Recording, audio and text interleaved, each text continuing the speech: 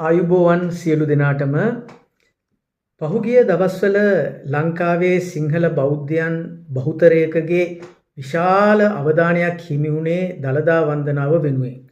සාමාන්‍යයෙන් රටටත් රටේ පාලකයටත් ජනතාවටත් ආශිර්වාදයක් එහෙමත් නැත්නම් සිතක් ශාන්තියක් බලාපොරොත්තුවෙන් අතීතයේ ඉඳලාම රටේ පාලකයාගේ ප්‍රමුඛත්වයෙන් මහජනතාවට දළදා වහන්සේ දැක බලා ගැනීමේ දුර්ලභ අවස්ථාව හිමි වුණා. මගේ දැනුමේ හැටියට 2009 වර්ෂයෙන් පස්සේ මේ වර්ෂයේ තමයි යලිත් ඒ වාග්ය මහජනතාවට හිමි වුණේ. 2009 දී අනියත බියක් හේතුවෙන් දළදා දැක්ම අතරමඟ නතර කරා. කොහොම වුණත් හොඳ වගේම නරක විවේචනත් එක්ක ප්‍රදර්ශනය ඉවර වුණා. ඒක ඡන්ද කැම්පේන් එකක්ද නැද්ද කියන එක මන් දන්නේ නැහැ. ඒක මට වැඩකුත් නැහැ. JVP එකෙන් 1989 දී කරපු පව් සමා කරගන්නත් එක්ක වත්මන් ජනාධිපතිවරයාටත් ප්‍රදර්ශනයට අවශ්‍ය ඉඩ ප්‍රස්තාව දළදාවේ අයිතිකාරයන්ගෙන් හම්බ වුණා. ඒකත් බලෙන් ලබා ගත්තද දන්නේ නැහැ. හැබැයි මේ වැඩේ රනිල් මහත්තයාට කරගන්න බැරි වුණා. ඒකට හේතුව පින නැතිකමද එහෙමත් නැත්නම් දළදා මාලිගාවේ අයිතිකාරයන්ට ඒ කාලේ පෙන්වන්න දෙයක් තිබුණේ නැති නිසාද දන්නේ නැත්නම් එයාට වඩා මෙයා හොඳ නිසාද දන්නේත් නැහැ. කොහොම වුණත් අපි හිතාගෙන හිටියට හුඟක් දේවල් අපි දන්නවා කියලා බොහෝ වෙලාවට ඒවා ඇත්තටම අපි දන්නේ නැහැ. ලෝකේ වෙන දේවල් පැත්තකින් තියමුකෝ. ලංකාවේ වෙන දේවල්වත් අපි හරියට දන්නේ නැහැ. ඒක හරියට අර දේශපාලනික ඩීල් ගැන අපි දන්නේ නැහැ වගේ. ඒ වගේම තමයි දළදා මාලිගය ගැනත් අපි දන්නේ බොහෝම ටිකයි. ජනාධිපතිවරයාවත් ඒ ගැන හොඳට දන්නවද දන්නේ. හැබැයි උදේට මාලිගාවේ ඝන අපද්‍රව්‍ය අරගෙන යන නගර සභාවේ ඇත්තෝ නම් මේ මාලිගාවේ වෙන හුඟක් දේවල් දන්නවා. ඒකට කමන්නේ ඒ බෞද්ධයන්ගේ මුදුන් මල් කඩ තියෙන තැනනේ. ඒ නිසා සිත පහදවා ගන්න එක තමයි කරන්න ඕනේ. කරුණු කාරණා කොහොම වුණත් සමහරක් මේ ධාතු වන්දනාවෙන් ගොඩ යන්නත් උත්සාහ දරපු බව හොඳට පේන්න තිබුණා. ආණ්ඩුව ඇත්තොත් එහෙමද දන්නේ නැහැ.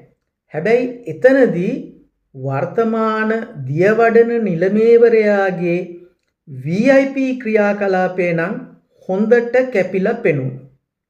මේ අතරේ සමහරු මේ පූජනීය වස්තුව ඉස්සරහට දාලා එක එරියස් කවර් කරගන්නත් උත්සාහ කරා. හැබැයි මම මේ වීඩියෝව මගින් බෞද්ධයන්ට පෙන්වලා දෙන්න උත්සාහ කරන්නේ මුළු ලෝකයේම උරුමයක් බවට පත් වෙලා තියෙන දළදා වහන්සේට සහ දළදා මාලිගාවට අද ඇති වෙලා තියෙන ඔබ නොදන්නා අවදානමක් පිළිබඳවයි.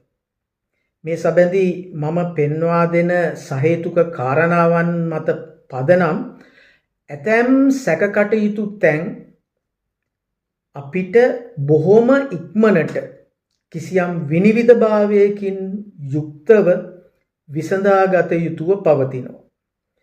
මම එහෙම කියන්නේ හේතුවක් ඇතිව. පහුගිය කාලේ දළදා මාලිගාවේ සිදුවෙච්ච හොරකම් මහ විශාල තොගයක් කපටි උපාසකයා කියන පොතෙන් මම ශ්‍රී ලාංකිකයන්ට විශේෂයෙන්ම සිංහල බෞද්ධයන්ට පෙන්වලා දුන්නා. ඒකට දියවඩන නිලමේවරයාට හුඟක් තරහ ගියානේ. හරියට නිකන් මම වැරදි දෙයක් කරා වගේ. පොත විකුණන එකටත් බාධා කරා. හැබැයි ඉතින් අතට අහු වුණා නම් ආයි උපාසක කන්නේ එයාගේ සාමාන්‍ය ක්‍රමවේදයට අනුව මාවත් අතුරුදහන් කළා තමයි නවතින්නේ. පෞගිය කාලේ සෑහෙන උත්සාහ කරා ඒ වැඩේ කරන්න. තාම හරි ගියේ නැහැ. කොහොම වුණත් මේ දායකයෝ කලබල වෙන්න එපා. මොකද එතුමා මාලිගාවේ කරපු නොසන්ඩාල වැඩ ටිකනේ මම පෙන්නලා දුන්නේ. ඒවා දැන දැක අපේ මහානායක හිමිවරුත් නෑසූ කන්ව ඉන්න එක තමයි මට තියෙන පුදුමේ. හැබැයි ඉතින් බල්ලත් එක්ක läග්ගහම කැමති වුණත් නැතත් මැක්කොත් එක්ක නැගිටින්න වෙනවා. ඒකට ඉතින් දැන් පසුතැවිලි වෙලා වැඩක් නැහැ. මේ හැමෝගෙම කැරක්ටුව සියලු සාක්ෂීන් සහිතව දැන කියා ගන්නත් එක්ක අවුරුද්දකට දෙකකට කලින් මම වත්මන් ජනාධිපතිවරයාටත් මගේ පොතේ පිටපතක් තැපැල් කරලා යවුවා. කියෙව්වද නැද්ද මන් දන්නේ. අනික ඔය පොත් පෙරලන්න එතුමට වෙලාවක් තියනවද කවුද දන්නේ. කොහොම වුණත් පහුගිය අවුරුදු ගණනාවක් තිස්සේ නිලමේ සංවිධානාත්මක ලෙස කරපු හොරකම් එක්ක බැලුවාම මට නම් සැකයක් මතුවෙනවා. ඒක නිකන් අර බුද්ධාගමේ විදියට කිව්වොත් සදාචාරාත්මක සැකයක් මතුවෙනවා. අපි සැබෑ දන්ත ධාතුව දැක්කද නැද්ද කිය. මේ ගැන බෞද්ධයෝ වරදවා වටහා ගන්න එපා. එහෙමත් නැත්නම් දැඩිව ආවේගශීලී වෙන්න හදන්න එපා. මොකද හරි ආවේගශීලීනේ අපේ පංචශීලය ආරක්ෂා කරන බෞද්ධයෝ. ටිකක් සංසුන් වෙලා මම කියන දේ අහගෙන ඉන්න. ඇත්තම කියනවා නම් දලදා මාලිගාවේ වෙච්ච හොරකම් දිහා බැලුවහම එතන දලදා වහන්සේ නමකට නම් වැඩ ඉන්න මගේ මතයේ හැටියට නම් සුදුසු පරිසරයක් ඇත්තෙම නැහැ. වැඩ හිටියා නම් අනිවාර්යෙන්ම උන්වහන්සේගේ ආනුභාවයෙන් වෙනත් ආරක්ෂිත ස්ථානයක් හොයාගෙන අන්තරස් දාන වෙනවා. ආයි කිසිම සැකයක් නැහැ. ඒ තරමටම මාලිගාවේ ඉන්න නිලමැස්සෝ ටික දූෂිතයි. ඔය නිලමේ ළඟ හිටපු පෞද්ගලික සහකාර නිහාල් ෆර්ඩිනෑන්ඩෝ මහත්තයා කියන විදියට නම් ආයි දලදා මාලිගාවේ හොරකම් කරන්න කියලා දෙයක් ඉතිරි වෙලා නැහැ. හැම වෙලාවෙම එතුමා බය නැතුව කියනවා තමා දියවඩනි නිලමේවරයාට විරුද්ධව ගොනු කරපු B349යි 83 ඇලයිරක් 15 දරන පැමිණිල්ල වහාම විමර්ශනය කරන්න කියලා. නමුත් තාම ඒ නෛතික විමර්ශනය සිද්ධ වුණේ නැහැ. හොරා තාම නිදැල්ලි. හොරාට උදව් කරපු අයත් තාම නිදැල්ලි. කරුණු කාරණා කොහොම වුණත් මගේ මතයට සහ සැකයට අනුව දලදා වහන්සේ දැන් මාලිගයේ ඇත්තේ නැහැ. මේක ටිකක් බරපතල කතාවක්. දලදා වහන්සේ දලදා මාලිගයේ නැතයි කීමට සහ එසේ සැක කිරීමට පදනම් වෙච්ච කරුණු දෙකක් මම ඔබට ඉදිරිපත් කරනවා. මේ සැකකටයුතු කාරණාවන්ගෙන් පළමුවෙන්න මම මීට පෙර සමාජ මාධ්‍ය තුලින් ප්‍රකාශ කරා. ඒ තමයි 2009 වර්ෂයේදී ජපානයේ කෝබේ නෙම්බුට්සුජි විහාරයට ශ්‍රී ලංකාවේ තිබුණු බුදුන් වහන්සේගේ ධාතුන් වහන්සේ නමක් රැගෙන ගිහිල්ලා තියෙනවාය කියන කාරණේ. හිටපු ජනාධිපතිවරයෙකු වුණු මහින්ද රාජපක්ෂ මහත්තයාගේ ප්‍රධානත්වයෙන් තමයි මේ කටයුත්ත සිද්ධ වෙලා තියෙන්නේ. මේ වැඩේට ඒ කාලේ හිටපු අගමැති රත්නසිරි වික්‍රමනායකත් හවුල් වෙලා තිබුණා. ලංකාවේ හරක් ටිකක් ජපානයට පටවන්න හදලා එතුමා නමත් කැත කරගත්තා. ඒක මේ වන්දනාවට ගිය අනිත් හොරු ටික හොඳට දන්නවා. පැල්මඩුල්ල පන්සලේ තිබුණාය කියන බුදුන් වහන්සේගේ සැබෑ ධාතුන් වහන්සේ නමක් තමයි බෙන්ගමුවේ ධම්මදින්න හාමුදුරුවන්ගේ මූලිකත්වයෙන් මෙහෙම ජපානයට අරගෙන ගිහිල්ලා තියෙන්නේ. මෙයාගේ කාලේ තමයි සිරිපාදේ කාලාන්තරයක් තිබුණු ගන්ටාරෙත් අස්ථානගත වුණේ. ඔයාලට මතකද මන් දන්නේ නැහැ නිකමට කිව්වේ. මේ ජපන් ගමනට දළදා මාලිගාවේ දියබඩනේ නිලමේවරයත් හවු. ඒ නිසා මහානායක හාමුදුරුවරු මේ ගැන නොදැන ඉන්න කිසිම හේතුවක් නැහැ. අගමැති ඇතුළු මැති ඇමතිවරු පිරිස මේ වන්දනාවට හේතු කරේ මේ නඩේ පැමිණීම රාජ්‍ය අනුග්‍රහය මත සිදුවෙන රාජතාන්ත්‍රික නිල සංචාරයක් බව අඟවන්න. හැබැයි මේ ගිය ගමන රාජතාන්ත්‍රික ගමනක් නෙවෙයි. ඒ වගේම තමයි මේ ධාතුන් වහන්සේ රටෙන් පිටමං කරන එක පුරාවිද්‍යා දෙපාර්තමේන්තුව දැනගෙන ඉඳලත් නැහැ. මම දන්න විදියට නම් පුරාවිද්‍යාත්මක වටිනාකමක් සහිත යමක් මෙරටින් පිටමං කිරීමට නම් පුරාවිද්‍යා දෙපාර්තමේන්තුවේ අවසරයක් තිබිය යුතුම වෙනවා. ඒ වගේම රේගු අවසරයකුත් අවශ්‍ය වෙනවා. මේ වැඩේට එහෙම දෙයක් වෙලා නැහැ. ගත්තා පැන්නුවා. රත්නපුර දිස්ත්‍රික්කයේ තියෙන රජමහා විහාර අතරින් එකක් වෙන පැල්මඩුල්ල පන්සලේ ඔය කියන ආකාරයේ බුදුන් වහන්සේගේ වටිනා ධාතුන් වහන්සේ නමක් අතීතයේ වැඩ සිටි බවට ඓතිහාසික ලේඛන හෝ නිල වාර්තා ඇත්තේ නැහැ.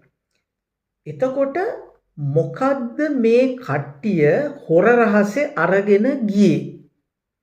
මේක අදටත් අභිරහසක්. හොඳට මතක තියාගන්න අපේ රටේ සමහර දේශපාලඥයෝ වගේම සමහර හාමුදුරුවරුත් හරිම දක්ෂයි ඔය නිදන් වස්තු කොල්ල කන්නයි ඒවා පිට රටවල් වලට හොර රහසේ විකුණන්නයි.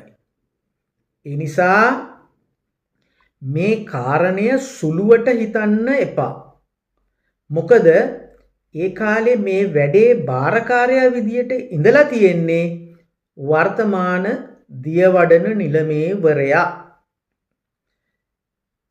මම උදාහරණයක් දෙකක් කියන්නම්.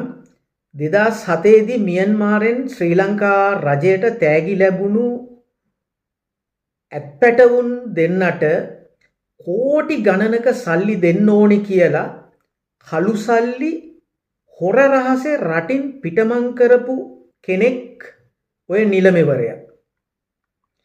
සමන්ත ගුණසේකර මහත්තයාගේ සාක්ෂිවලට අනුව 2016 පස්වෙනි මාසේ 25 වෙනිදා විශ්‍රාමික ශ්‍රේෂ්ඨාධිකරණ විනිසුරුවරයෙකු වුණු නිමල් දිසානායක මහත්තයා තමන්ගේ විමර්ශනයන්ට අනුව පැහැදිලිව තීන්දුව කරලා තිබුණා මේක මූල්‍ය වංචා අපරාධයක් කියලා. මේක මගේ පොතේ තියෙනවා. රේගුව ඒ කාලේ නිකුත් කරපු අංක 97යි 392 කුයිතාන්සියේ ඡායාරූපත් බොරු නම් බලන්නකෝ. එතකොට මේ වැඩේට කවුද හවුල් වෙන්නේ? දියවඩන නිලමේවරයා.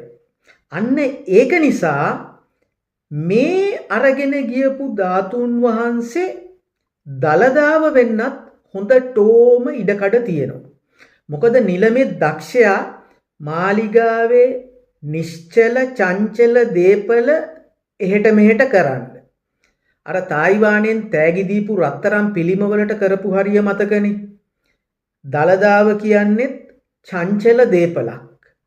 ඉතින් ජපානයට අරගෙන ගිය ධාතුන් වහන්සේ දලදාව නෙවෙයි කියනවා නම් නිලමෙට පුළුවන් මහානායක හාමුදුරුවරුත් එක්කහු කරගෙන රජයේ නිල මාධ්‍යන්ට මේ ගැන පිළිගත හැකි සාධාරණ හේතු දැක්වීමක් කරන්න. හැබැයි ඉතින් අර හොරාගේ අම්මගෙන් පේන අහලා වැඩක් වෙයිද මන්දා. මේ නිලමෙවරයා ළඟ හිටපු පෞද්ගලික සහකාර නිහාල් පර්ඩිනැන්ඩෝ මහත්තයා ඉතා බරපතල විදියට කියා සිටිනවා මේ කාරණය තහවුරු කරන්න පුළුවන් සාක්ෂි එතුමා ළඟත් තියෙනවා කියලා. ඒ නිසා මේ වගේ කපටි උපාසකයන්ට පුළුවන් සැබෑ දළදාව වෙනුවට ඕනෑ තරම් කෘතිම ආදේශක උපයෝගී කරගෙන බෞද්ධ ජනතාව මුලා කරන්න. මම නම් දන්න විදියට ශුද්ධ වස්තුන් නිෂ්පාදනය තහනම් කරන නීති ලංකාවේ දැනට නිර්මාණය වෙලා නැහැ. ඇරත් ඕවා කරන්නේ හැමෝටම කිය නෙමෙයිනේ. අනික මම දන්න ආකාරයට නම් බුදුන් වහන්සේගේ කිසිම ධාතුන් වහන්සේ නමක් පුරාවිද්‍යා දෙපාර්තමේන්තුවේ අවසරයකින් තොරව අදාළ ධාතුන් වහන්සේ හිමි පන්සලේ හාමුදුරුවන්ටවත් බෑ තමාගේ සිතු මනාපයට වෙනත් රටකට ලබා දෙන්න. මේ සිදුවීමට දළදා මාලිගාවේ ඇත්තන්ගේ සම්බන්ධයක් තියෙන නිසාම එය අතිශය සැකකටයුතු කාරණයක් බව පැහැදිලි වෙනවා. දළදා මාලිගේ ඉඩකඩම් විකුණපු අයට දළදාව වෙනත් රටකට විකුණන එක මහ කජ්ජක් නෙමෙයි. ඒ නිසා දළදා මාලිගාවේ කටයුතු පිළිබඳවත් මේ සිද්ධිය පිළිබඳවත් අපක්ෂපාතී නෛතික විමර්ශනයක් වහාම සිදු කළ යුතුයයි මම යෝජනා කරනවා. අනිත් එක අපි අමතක කරන්න හොඳ නෑ ලංකාවේ විශාලතම දේශපාලන බලයක් තියෙන ආගමික වස්තුව තමයි මේ දළදා වහන්සේ කියන්නේ. අතීතයේදීත් විවිධ අවස්ථාවලදී අපිව යටත් කරගත්තු රටවල් ඒ වගේම සොරසතුරු පාර්ශවයන් ඒ විතරක් නෙමෙයි 1989 දී ජනතා විමුක්ති පෙරමුණත් මේ පූජනීය වස්තුව සොරා ගන්න උත්සාහ දැරුවා. ලෝකේ විවිධ රටවල විශේෂයෙන් චීනය, පාකිස්තානය, මියන්මාරය, සිංගප්පූරුව වගේ රටවල බුදුන් වහන්සේගේයි ඒකමතිකව පිළිගත්තු මෙවැනි දන්ත ධාතුන් සහ වෙනත් ධාතුන් නිරන්තරයෙන්ම මහජනතාව වෙනුවෙන් ප්‍රසිද්ධිය ප්‍රදර්ශනය කරනවා. ඒකට අපේ රටේ හංගගෙන ඉන්නවා. තියනවද දන්නෙත් නෑ, තියෙන්නේ මොකද්ද කියලා දන්නෙත් නෑ. ඇයි බලා කියාගන්නේ කපටි උපාසකයෙක්නේ. පොඩ්ඩක් හිතන්නකෝ රටේ ජනාධිපතිවරයාගේ කාල සීමාවටත් වඩා වැඩි දියවඩන නිලමේවරයාගේ නිල කාල සීමාව අවුරුදු 10ක්. දැන් ඉන්නේ එක්කෙනා අවුරුදු 20ක්. ආයි පාරක් ඉල්ලයිද දන්නේ නැහැ. ඇයි හිතේ හැටියට හොරා කන්න පුළුවන්නේ. දැන් නම් ඉතින් මම කියන්නේ හොඳ අවංක බෞද්ධෙක්ට මේ අවස්ථාව ලබා දීලා නිලමේ පැත්තකට වෙන්න කියලා. හැබැයි ඉතින් එහෙම අවංක අය ඉන්නවද දන්නේ නැහැ. ඒ විතරක් නෙවෙයි මගේ මතය නම් ඔය මල්වතු අස්ගිරි කාල සීමාවත් කිසියම් නිශ්චිත කාලරාමුවකට යටත් කරන්න ඕනේ. ආගමික හා සංස්කෘතික තීරණ කොහොම වුණත් එතකොට ඔය අඩුතරමේ අසීමාන්තික හොරා කෑමවත් සීමා වෙයි. ඒ වගේම හොරුන්ට අනුබල දෙන එකත් නැතුව යයි. ඔය මහ ලොකුවට බෞද්ධ විහාර දේවාලගම් ආඥා පනතට අනුව අපි මේ හැමදේම කරන්න කිය කෑ ගැහුවට ඒකේ තියෙන විදියටම දළදා මාලිගයේ වැඩ සිද්ධ වෙන්නේ නැහැ. කරපු පත්වීම් ඒ විදියටම සිද්ධ වෙලත් නැහැ. වහලා ගහපුවා ඕන තරම් තියෙනවා. ඔය දියවඩනි නිලමෙලගේ බස්නායක නිලමෙලගේ උප්පැන්න සහතික එහෙම එළියට දැම්මොත් ඒවයේ ඕන තරම් අන්‍යාගමික සම්භවයක් තියෙන බව දැක ගන්න පුළුවන්. ඕවා මල්වතු අස්ගිරි හාමුදුරුවරු නොදන්නවා නෙවෙයිනේ. ඒක නිසා මම කරුණාවෙන් ඉල්ලා සිටිනවා මේ පත්වීම් කරනකොට කතිර ගහන ගිහි පැවිදි උන්දලා මතක තියාගන්න ඕනේ හොර රහසේ ලැබෙන පඳුරු පාක්කුඩම් වලට ගිජු වෙන්නේ නැතුව යුක්ති සහගත දේ හරියට කරන්න. අවංක නීතිගරුක පුද්ගලයෝ පත් කරන්න. අනිත් එක්කෙනා තමයි බෞද්ධ කටයුතු කොමසාරිස්වරයා. නිහාල් ෆර්ඩිනැන්ඩෝ මහත්තයා කියනවා ඒ කාලේ සල්ලි මල්ල මාස්පතා අරගෙන යන්න ඒ හිටපු සමහර බෞද්ධ කටයුතු කොමසාරිස්වරු මාලිගාවට ආපු විදිය. දැන් එක්කෙනත් එහෙමද දන්නේ නැහැ. පිටකොන්දක් තියෙනවා නම් මම යෝජනා කරනවා මගේ කපටි උපාසකයා පොත කියවලා දැනුවත් වෙන්න කියලා. ඊට පස්සේ ඔය හොරුන්ට විරුද්ධව ආඥාපනතට අනුව නීතිමය ක්‍රියාමාර්ග ගන්න. බොරු කියලා තියෙනවා නම් මට විරුද්ධව නඩු දාන්න. හරි. දැන් මම සඳහන් කරන්නේ දළදාව හා සම්බන්ධ දෙවැනි සැක කටයුතු කාරණය පිළිබඳව. මොන හේතුවක් නිසාද දන්නේ ඒකත් සම්බන්ධ වෙන්නේ ජපානයත් එක්ක. ෂොඩොෂිමා ප්‍රදේශයේ ඩයිකන්නොන් දළදා මාලිගය විදිහට තමයි ඒක නම් කළා තියෙන්නේ. එම සිද්ධාස්ථානයනුත් ඉතා පැහැදිලිව ප්‍රකාශ කර සිටිනවා ශ්‍රී ලංකාව බුදුන් වහන්සේගේ දළදාවක් තමන්ට ප්‍රදානය කරන ලද බව. මීට අදාළ වෙබ් අඩවි රාශියක් තියෙනවා. ඕන කෙනෙක්ට ඒ වාර්තාවේ සත්‍යතාවය පරීක්ෂා කරලා බලන්න පුළුවන්. දළදා මාලිගාවෙන් තමන්ට ලැබුණු බව තමයි ඒවයේ සඳහන් වෙන්නේ. ඉතින් මේම සැකකටයුතු සිදුවීම් ද්විත්වය පදනම් කරගෙන නුවර දළදාවේ පැවැත්ම සම්බන්ධ සත්‍යතාවය විමසා බැලීමේ කාලීන අවශ්‍යතාවයක් මතුවෙලා තියෙනවා. ශුද්ධ ලියවිලි, ඓතිහාසික උරුමය, ඒ වගේම සත්‍ය සාක්ෂීන් කියන මූලධර්මයන්ට යටත්ව ශ්‍රී ලංකාව සතුව බුදුන් වහන්සේගේ සැබෑ දළදාව නුවර දළදා මාලිගයෙහි පැවති බවට කෙරෙන කරුණු දැක්වීම නිවැරදි වෙන්න පුළුවන්.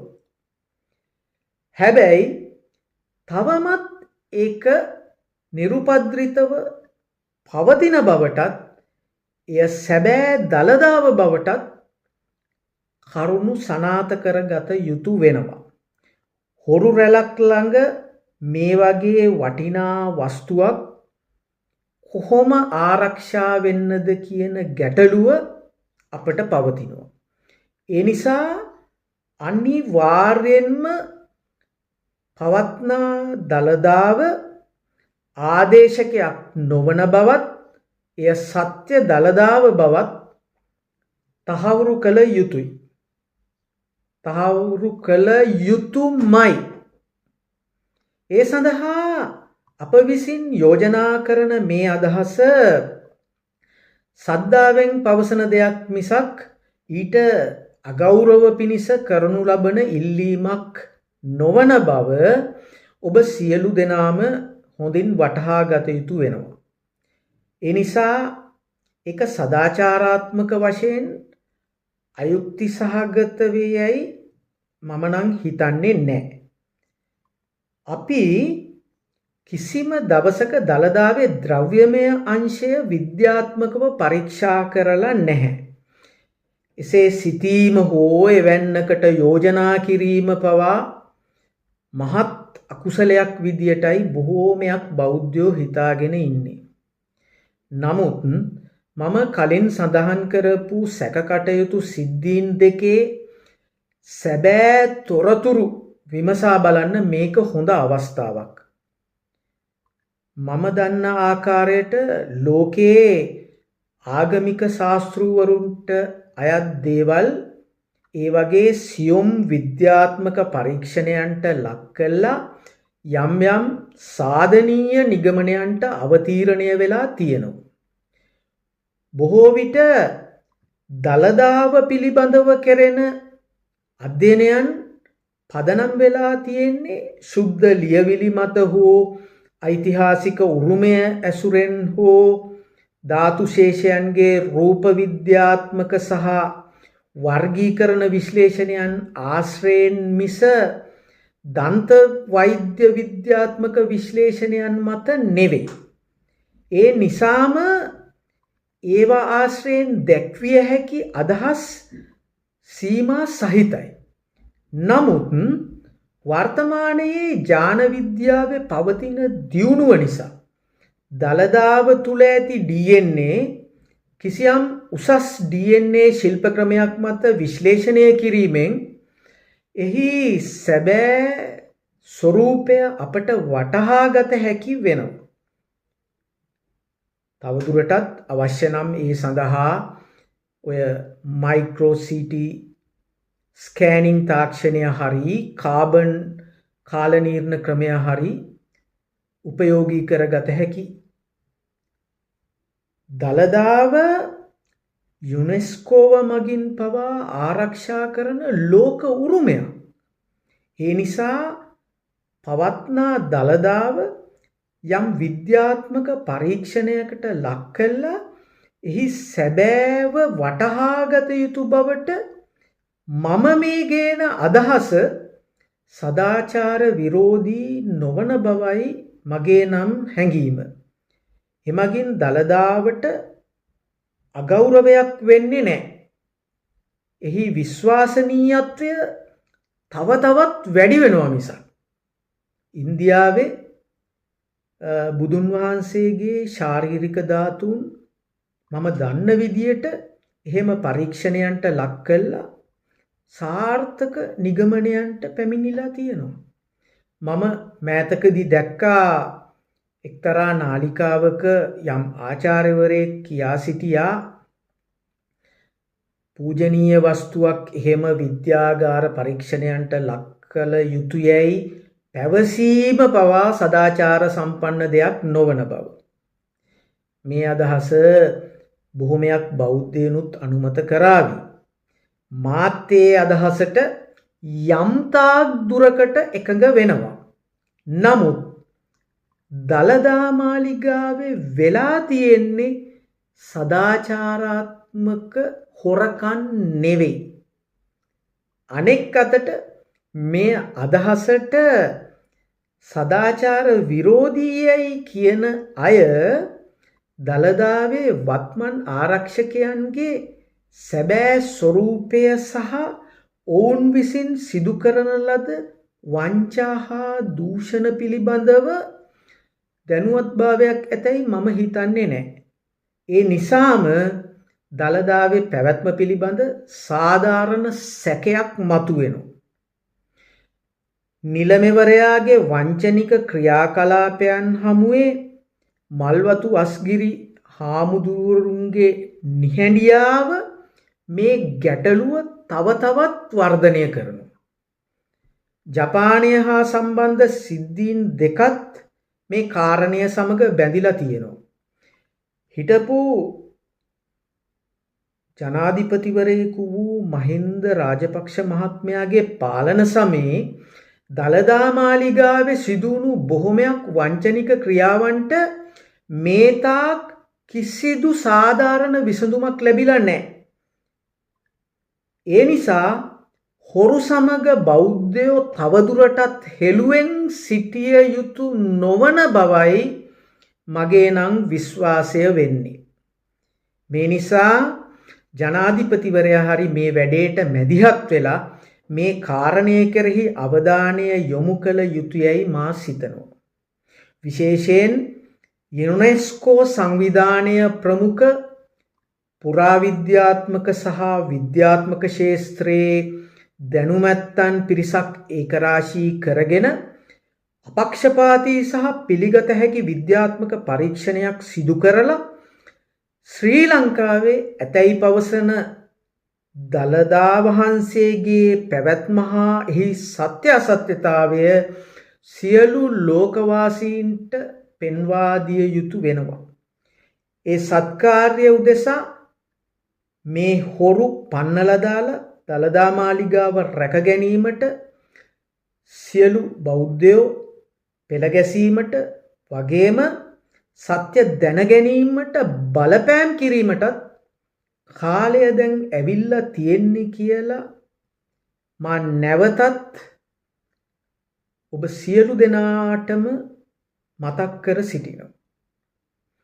බොහොම ස්තුතියි.